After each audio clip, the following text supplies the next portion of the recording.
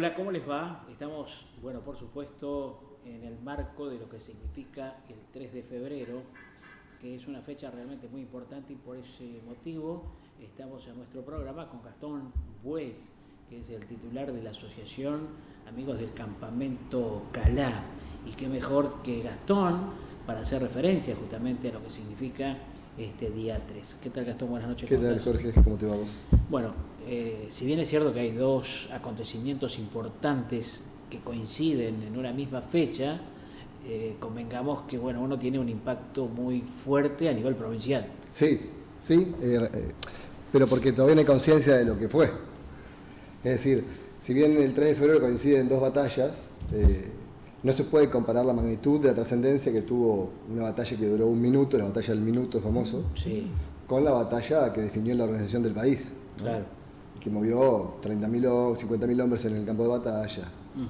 Y bueno, mañana nosotros conmemoramos eso, que siempre luchamos desde la asociación, todos los miembros, para que alguna vez sea reconocido como feriado nacional. En términos militares, perdóname, que dure un minuto o que dure mucho más tiempo, con mucho más hombres, en definitiva lo que termina teniendo valor es el resultado. Sí, bueno, pasa que digamos, la batalla de San Lorenzo fue una escaramuza, no fue un combate, una escaramuza que se ganaron por sorpresa y casi muere el general en el intento y no definió nada en realidad. Bueno, fue la prueba de fuego. Fue una prueba de fuego de San Martín y su granadero, porque ya Belgrano venía peleando, pues los demás hombres Es el inicio del camino de San Martín. Claro, en cambio esto es el apogeo de Urquiza, es la diferencia, digamos, y la definición que conlleva a todo un Estado nacional que tenemos hoy, digamos. Por eso, más allá de la gente o no, digamos, que sí te hace, porque digamos, es la batalla más importante numéricamente de la historia argentina. Claro. Bueno, ¿qué relación, y eso es lo que me interesa también, hablando de cantidad de hombres en esta batalla del 3 de febrero, qué relación tiene con el campamento Calá? Y bueno, justamente el campamento Calá fue el lugar, escuela cuartel, donde las tropas entrerrianas se formaron durante casi 10 años para poder llegar a ese día, ¿no? Claro. Nosotros siempre jugando decimos que en el Calá es la cuna de la organización nacional, porque de ahí van a salir los soldados, inclusive Urquiza, que vivía ahí, de ahí van a salir para crear la república. Bueno, vos decís, nosotros jugamos, pero no deja de ser No, porque real. Sí, todo el tiempo la gente busca relaciones y esa relación existe. Claro, fue un poco la génesis ahí. Y sí. Por lo menos del ejército. No, claro, la parte política también, porque Urquiza, viviendo en ese lugar, era gobernador de la provincia de Entre Ríos. Sí. Y su tercera gobernación juró en su rancho del Calá como gobernador. Así que también la parte política se jugaba desde ahí. Hay decretos ley de la época firmados Campamento Calá. Claro, decís que todo el proceso para que termine en un 3 de febrero llevó muchos años de organización militar. Exactamente. ¿Sí? Que justamente fue acá cerquita, obviamente, en el campamento. Claro, a partir de la década de 1840 Urquiza ya traslada el cuartel general ahí al Calá y empieza esta ciudad militar a funcionar, que va a llegar a tener su apogeo con los 30.000 hombres y las caballadas, los 40.000 caballos del ejército de Entre Ríos. Hay muchas personalidades que pasan por el lugar, el general La Madrid pasa por acá, bueno, los generales de Urquiza, no, ni hablar, el Vaso vivía al lado, la estancia de Leguizamón, teníamos Galarza, todos esos generales pasan por el Larraín, por el campamento. El campamento era claramente el centro de atracción política y militar. Sí, era una ciudad militar, O sea, si bien había mujeres, chicos, porque ahí constan bautismos, casamientos, constan actas de defunciones y demás, era una ciudad militar, había un parque de artillería, un polvorín. Ahora, ¿por qué no quedó nada? Más que el polvorín que uno trata de rescatarlo todavía. Bueno, había, según lo que hemos recabado oralmente, unas 12 o 13 construcciones en ladrillo, con techo de teja, inclusive francesa. La herrería, el almacén, unas pulperías, un hospital había. Lo que ocurre es que a principios del siglo XX ese lugar estaba abandonado, totalmente abandonado. Fue saqueado. Y fue un italiano, dicen, los hombres más grandes, más ancianos de la zona, desmanteló todos esos edificios y vendió los ladrillos, que son las casas más antiguas de Rocamora. No sabemos, no pudo descubrir si eso era enviado por el Estado o algún busca que vio eso y se puso a desarmarlo. Claro. Que es lo más probable. Para mí lo segundo es lo más probable. Porque también, ¿qué pasa? Y es el notable símbolo de que la historia de Entre Ríos y la historia de la gesta urquiziana había que desaparecerla. Entonces estaba abandonado a la buena de Dios. Nunca tuvo, a la muerte de Urquiza, luego de la muerte de Urquiza, nunca tuvo un cuidado especial ese lugar. Claro. Estuvo abandonado. Ese en especial, porque fíjate, bueno, después hacia Concepción del Uruguay, todo lo contrario, se conservó. ¿Qué? Los edificios, por lo menos. O por lo menos. La casa de Urquiza en el Uruguay se está peleando para que se saque el correo, que pueda ser un museo, estuvo abandonada, le caen las mamposterías de los balcones. El Palacio San José sigue sin abrir. Ha habido un tiempo, una transición ahí donde, como decís vos. Hasta 1930 el Palacio estaba abandonado. Claro. Por ejemplo. Había una política del olvido hasta que una nueva generación seguramente, como suele ocurrir. Que no ha cambiado mucho tampoco ahora, porque ese espacio, ese museo, hoy acertadamente el Centro Urquicista de Concepción del Uruguay está tratando con el intendente, que parece que tiene una postura más de reservar, de defender la historia de Urquiza. De hecho, en su despacho tiene un cuadro de Urquiza. Quieren empezar a restaurar ese edificio y convertirlo en el museo de la Organización Nacional. Claro, por eso también tiene que ver muchas veces con quienes gobiernan, con quienes están al frente, ya no solo del gobierno provincial o nacional, sino hasta de un propio municipio, porque te puede coincidir que Concepción del Uruguay tenga un intendente eventualmente que no sea urquicista. No, obvio, es cuando se mezcla la política y la historia, eso ocurre también muchas veces, ¿viste? Y bueno, la historia oficial desde Mitre trabajó para desaparecer la Urquiza de la historia, directamente borrarlo. Y la historia revisionista, que surge contra la historia oficial, defiende el rosismo, que también pone como enemigo a Urquiza. Sí, pero ese revisionismo, ¿de qué año me hablas? Porque y la década del 20. Un revisionismo reciente. El siglo XX. A partir de la década del 60, en el siglo XX, ¿no? Sí, sí. Que reivindica el rosismo en contra del mitrismo, pero también nos mete a Urquiza en la misma bolsa. O sea, la obra de Urquiza queda atrapada entre la historia oficial y entre la historia revisionista, donde los dos tratan de destruirlo en defensa de ellos. Y no hay una escuela que reivindique la línea del interior de historia nacional que organizó la República, porque lo que le duele a Buenos Aires, fíjate que el revisionismo como el especialismo viene de Buenos Aires. Le duele, en cierta forma, a los historiadores que no hayan sido los hombres de Buenos Aires los que hayan organizado finalmente la República. Bueno, les duele el 3 de febrero. Les duele el 3 de febrero, por eso no es feriado nacional como debería serlo. Claro. Es feriado nacional el nacimiento de Güemes, y me parece perfecto, que aguantó con unos gauchos los ataques españoles. ¿Qué otra cosa hizo? Y no es feriado el hombre que organizó la República. O sea, a ese detalle, a ese nivel de groseros errores. Bueno, contarles justamente a seguramente mucha gente que no sabe, se olvidó, desconoce, a las nuevas generaciones, concretamente qué pasó un día como hoy, qué pasó en la batalla precisamente que se libró ese 3 de febrero. Bueno, el 3 de febrero del 52, lo que había eran dos modelos de país, básicamente. Cuando dice del 52, 1800, hablamos del 1800. Un modelo de país basado en el poder centralizado de Buenos Aires, en una confederación unida por un pacto, contra una república, que es lo que buscaban los fundadores de la Revolución de Mayo, crear una república liberal, moderna, con instituciones, y lo que ganó fue eso, fue crear una constitución, digamos, decir, Urquiza podría haber sido el régimen que tenemos hoy. El régimen que tenemos hoy, la república que tenemos hoy, con los derechos, garantías que gozamos todos como ciudadanos, se la debemos a Urquiza y la obra de Caseros. Es decir, sobre todo los entrerrianos deberían estar orgullosos de que Entre Ríos legó la creación de la república para todas las demás provincias. Entonces, eso me cuesta creer. ¿Cómo en Entre Ríos no se lo valora más? Más allá de que puede haber tenido errores, un hombre que gobierna 40, 50 años, obviamente va a tener errores. Sí. Un día se levantó con mal humor y hizo una macana. Pero el legado finalmente es haber dejado un país republicano y además un estado en el cual él podría haberse convertido en un nuevo Rosas tranquilamente y haberse perpetuado en el poder. Cumplió su mandato como presidente y se fue. Y no quiso modificar la ley para poder otra vez ser presidente. Esperó un mandato, se presentó como candidato de vuelta, perdió la elección contra Sarmiento y le dijo a Sarmiento: yo te voy a agasajar porque sos el nuevo presidente y hay que festejar que la democracia fue servida. Bueno, eso le costó la vida. Le costó la vida a los que no quieren entender. Ajá.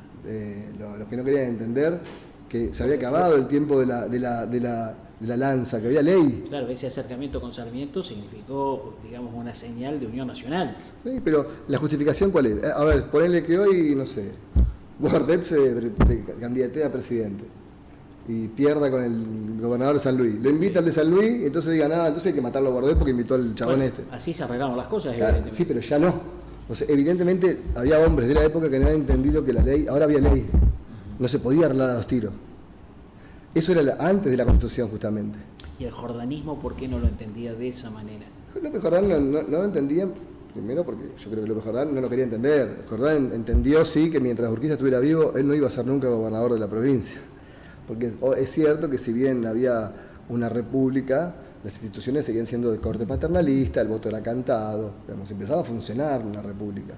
Y obviamente que Urquiza, con la imagen que tenía a través de toda su trayectoria política nacional, mientras él estuviera vivo y quisiera ser gobernador, ¿quién le iba a decir que no a Urquiza de Entre Ríos para ser gobernador otra vez?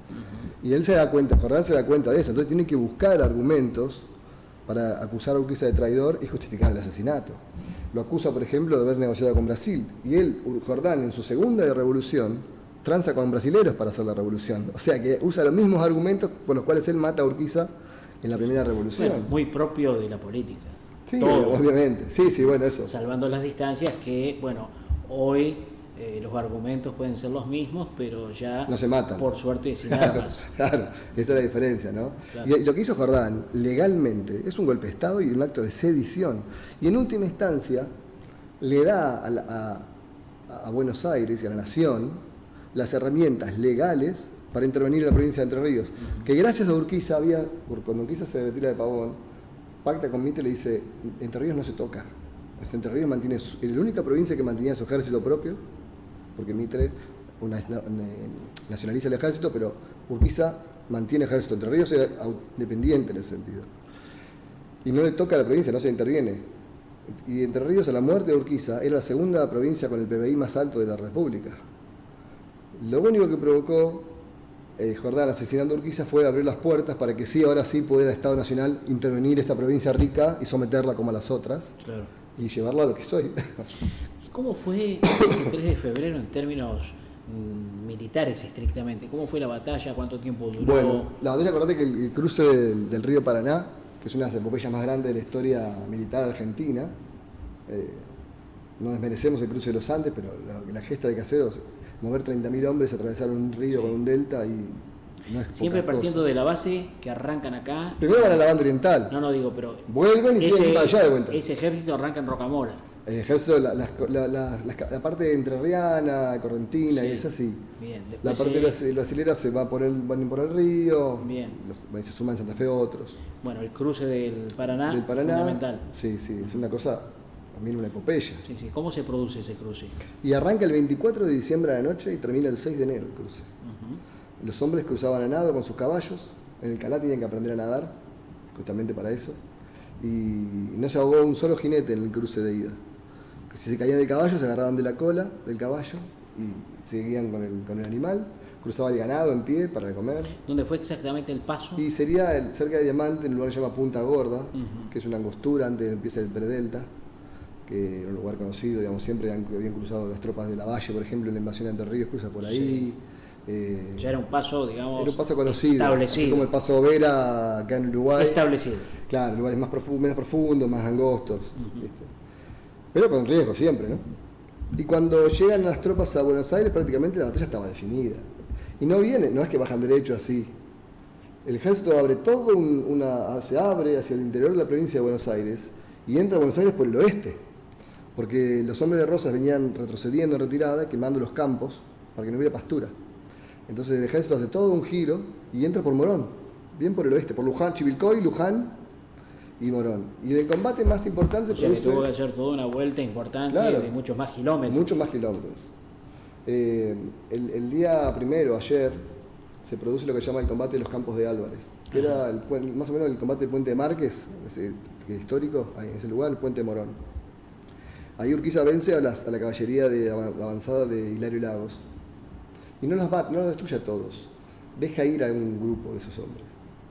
Fíjate cómo funcionaba la cabeza de Urquiza, ¿no? Sí, sí.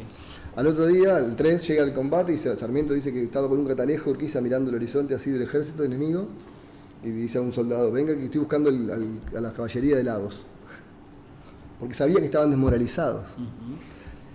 Y cuando los encuentra, Urquiza levanta la espada hacia su arenga y rompe él con una descarga de caballería, atacando. Esa es justamente la formación de Lagos, que va a convertirse en la cuña de entrada del ejército para vencer en Caseros. Claro. Cómo manejaba Urquiza la psicología humana, ¿no? En ese sentido. Y él hace la arenga antes de salir, que dice, bueno, hace 40 días desde los cuarteles salimos y hoy vamos a luchar por la organización, por la libertad. Dice, y si hay una frase muy linda que dice, si la suerte les es ingrata, búsquenme. El punto de encuentro del Ejército Nacional es el centro de batalla donde va a estar vuestro capitán y amigo. Y era ese, el punto de retorno de la tropa de la universidad era buscar a Urquiza, que estaba con poncho blanco, fácilmente identificable, muy criticado militarmente porque estaba arriesgando su vida. No puede un general en jefe salir a hacer una carga de caballería, pero eran temerarios y confiaban en lo que estaban haciendo, evidentemente, ¿no? Bien, y entonces, obviamente, a partir de ese día y a partir de esa batalla militar, de ese triunfo militar, mejor dicho, hay una bisagra, sin lugar a dudas, en la política argentina. Sí, sí, sí. Y Bueno, en Rosas, la organización. Rosas cuando se está dando cuenta que el combate está perdido, huye, deja a sus soldados peleando, le dicen no se rindan, y él se va. Abandona, digamos, yo marco como otra diferencia, ¿no? De los dos jefes. Abandona el fragor de la batalla, los dice pelean hasta el final, y él se escapa y en un lugar que se llama el Pozo de los Sauces, escribe con su mano ensangrentada y se refugia en la embajada británica, Claro. en la Cancillería. Y se va a Inglaterra y para no más volver, ¿no? La carrera política, es muy importante saberlo, de Urquiza. Él arranca, el primer cargo público que tiene, ¿cuál es? Él es diputado. Bien. De la costa de la campaña del Uruguay. Sí. La campaña. El hermano Cipriano lo introduce, que era mayor que él. Ajá. Lo introduce en la política. Cipriano va a ser gobernador delegado cuando él está en campaña, por ejemplo, en la campaña oriental, y es asesinado Cipriano en Nogoyá. Inclusive se supone que uno de los instigadores fue Pascual Echagüe. Fíjate la grandeza política de Urquiza, que Echagüe se emigra junto con Rosas a Inglaterra. Cuando se pasa todo el revuelo, Urquiza lo amnistía. A Rosas no se lo dejaban amnistiar, pero era amnistía a todos los demás. Echagüe vuelve y Urquiza lo nombra general de la Confederación. O sea, el tipo, sabiendo que era un conspirador. Sí. Era el gran don de Urquiza es perdonar las ofensas. Ni vencieron ni vencidos. Y lo hizo en más de una oportunidad. Bien, te preguntaba, primero fue diputado. Diputado, Después, sí. ¿cuántas veces gobernador? Y fue 4 veces gobernador, me parece. Sí, durante la década del 40. Tuvo el de Hernández a partir del 41, Sí.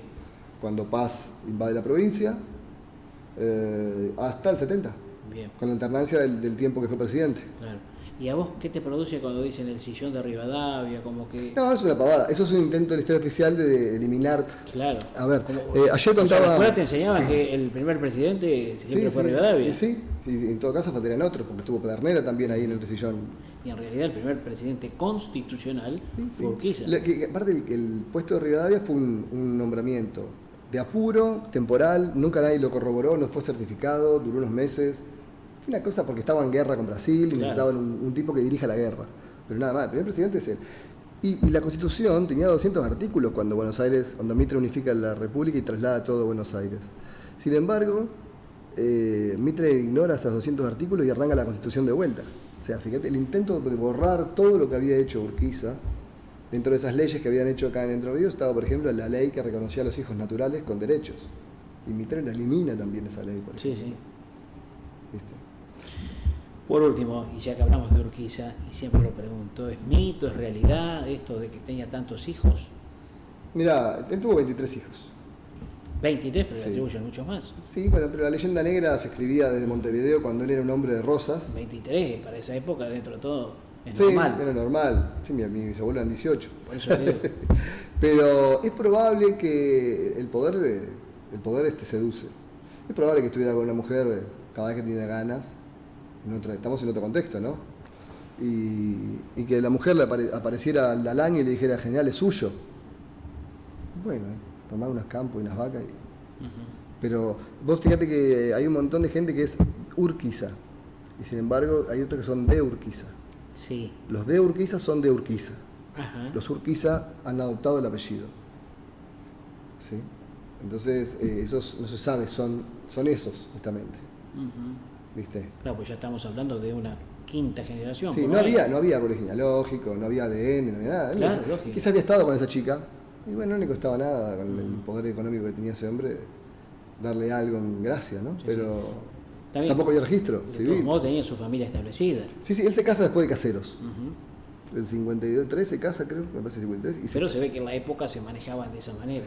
Era común. Claro. Todos tienen muchos hijos, Artigas, hijos por todos lados también, digamos. Varios tienen hijos. Lo que pasa es que, evidentemente, Urquiza era bastante más mujeriego, o muy mujeriego, o haría galantería de que era mujeriego. Es la personalidad de cada hombre, ¿no? Sí, sí. Y en la época era permitido. Bien, no le molestaría que le digan. Porque si a él, con la forma que se manejaba Urquiza, si a él le hubiera molestado que se diga algo de él, no lo hubiera dicho. Claro. ¿Y Urquiza, vos crees que ya a esta altura de los acontecimientos ha sido lo suficientemente reivindicado? No, para nada. Si no, ya estaríamos acá. Es decir, a mí me gusta, ¿vos sos fanático de Urquiza? No, yo soy fanático. El fanatismo es una cosa ciega. Yo soy un apasionado apasionado por las causas perdidas. Cuando yo creo que alguien necesita que le defiendan a alguien que no puede defenderse. A Belgrano no hace falta que lo reivindiquemos, sabemos quién es. A Urquiza sí, porque la historia se ha encargado de destruirlo. Y no tiene nadie que lo defienda en ese sentido. Cuando el diputado logró que declararan importancia el acto el 18 de octubre, hubo muchos en Buenos Aires que no le querían firmar el decreto. Estamos en el 2020. Claro, sí, bueno, ya, forma parte de una cuestión ideológica. Claro, pero... Que es legítima también. Sí, es legítima, pero es legítima si tiene fundamentos. Porque soy rosista no te puedo firmar esto, o sea, no le puedo reconocer nada al enemigo. Cuando Urquiza mantuvo a Rosas con plata durante varios años cuando lo mandó a Inglaterra, porque fue Urquiza el que lo bancó. ¿Dónde estaban? Echagüe, Mansilla, todos grandes estancieros. Nadie le mandó un peso a Rosas. Todos sus hombres que vivieron a costillas de Rosas 20 años y hicieron ricos, no le dieron plata después, todos se dieron vuelta la cara. Sin embargo, el malo de la película fue el que lo mantuvo. Tanto así que cuando muere, Rosa le escribe a Dolores y le dice, che, tu marido me mandaba plata, vos podés mandarme un... No le manda más a Dolores, ¿no? Pero fue el malo de la película el que le siguió ayudándolo después de la desgracia, digamos. Bien, Gastón, es realmente siempre importante hablar con vos, porque le pones pasión a esta cuestión vinculada precisamente a Urquiza y más aún en este marco, ¿no?, de un 3 de febrero. Sí. Así que te agradecemos profundamente. Bueno, mañana no se suspende, así que se hace. Perfecto. Muchas gracias. Gracias. Bueno, muy bien, pausa. Ahora sí te vas a querer quedar en casa, porque Delco Imagen mejoró su servicio para traer tus canales y programas preferidos en HD, sin costos extras. Solo necesitas 5 minutos y lo haces desde tu casa, con el cable